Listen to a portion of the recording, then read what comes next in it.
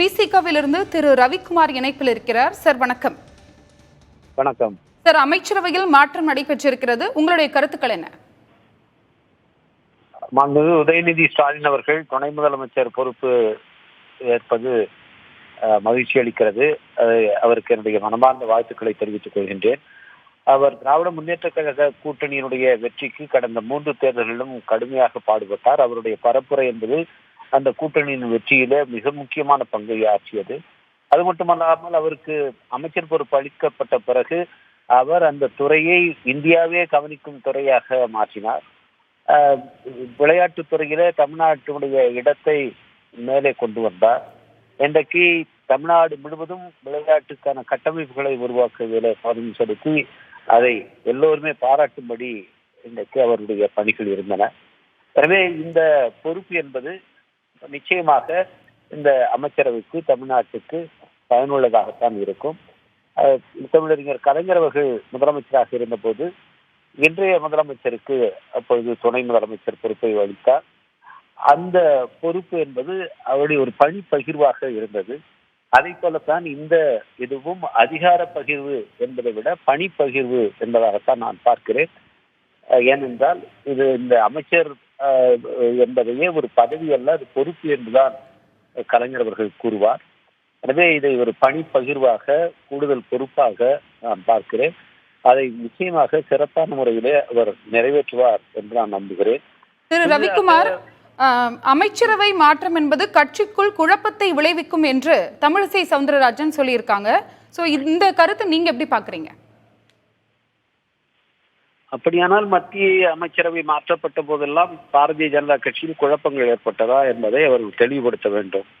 அமைச்சரவை மாற்றம் என்பது சிறப்பாக செயல்படுவதற்காக அவர்கள் செய்கின்ற மாற்றமே தவிர அது கட்சிக்குள்ளே எந்த குழப்பத்தையும் ஏற்படுத்தாது. நிச்சயமாக இந்த கட்சியை இன்னும் வலிமையோடு வழிநடத்தக்கூடியதாக அது இருக்கும்.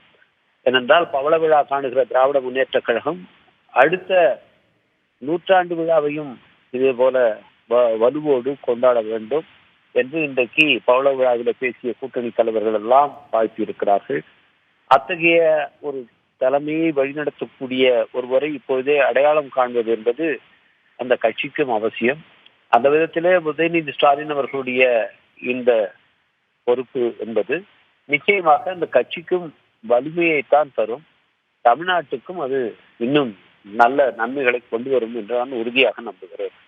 புதிதாக பொறுப்பேற்கிற அமைச்சர்கள், குறிப்பாக திரு கோவி செழியன், திரு ராஜேந்திரன் ஆகியவரும் சரி, ஏற்கனவே அமைச்சர் பொறுப்பை வகித்து மீண்டும் பொறுப்புக்கு வந்திருக்கிற திரு செந்தில் பாலாஜி, நாசர் அவர்களும் சரி, நிச்சயமாக இந்த மாற்றம் அவர்களுடைய பொறுப்பு இந்த தமிழ்நாடு அரசினுடைய செயல்பாடுகளை இன்னும் சிறப்பாக கொண்டு போவதற்கு வழிவகுக்கும் என்று நான் கருதுகின்றேன். இதில் எனக்கு விழுப்புரம் மாவட்டத்தை சேர்ந்த முறையில் உயர்கல்வித்துறை அமைச்சராக இருந்த அண்ணன் பொன்முடி அவர்கள் வனத்துறை அமைச்சராக மாற்றம் செய்யப்பட்டிருக்கிறார். அதுபோல அண்ணன் செஞ்சி மசான் அவர்கள் அமைச்சர் வந்து நியமிக்கப்பட்டிருக்கிறார். இது எனக்கு கொஞ்சம் வருத்தத்தை அளிக்கிறது. ஆனாலும் கூட அது ஒரு காரணத்துக்காகத்தான் செய்யப்பட்டிருக்கும், அது நல்ல காரணங்களுக்காக செய்யப்பட்டிருக்கும். அண்ணன் பொன்முடி அவர்கள் திராவிட முன்னேற்ற கழகத்தினுடைய துணை பொதுச் செயலாளராக இருப்பவர். அவருக்கு கட்சியிலே கூடுதலான பொறுப்புகள் அங்கே வழங்கப்படும் என்று நான் கருதுகிறேன். நிச்சயமாக இந்த மாற்றம் என்பது தமிழ்நாட்டுடைய வளர்ச்சிக்கு வழிவகுக்கும். குறிப்பாக நம்முடைய மாண்பு முதலமைச்சர் அவர்கள் வளர்ச்சியிலே தமிழகத்தை முன்னோக்கி கொண்டு போக வேண்டும், முதலிடத்துல தொடர்ந்து வைத்திருக்க வேண்டும் என்ற வேட்கையோடு செயல்பட்டு வருகிறார். அதற்கு இந்த அமைச்சர்கள் எல்லாம் உறுதுணையாக இருப்பார்கள். குறிப்பாக புதிதாக துணை முதலமைச்சராக பொறுப்பேற்கின்ற மாண்பு உதயநிதி ஸ்டாலின் அவர்கள் அந்த கனவை ஈடேற்றுவதற்கு நிச்சயமாக அவருக்கு உறுதுணையாக இருப்பார் என்று நான் நம்புகிறேன். இணைப்பில் உங்களுடைய கருத்துக்களை பதிவு செய்தமைக்கு நன்றி திரு ரவிக்குமார்.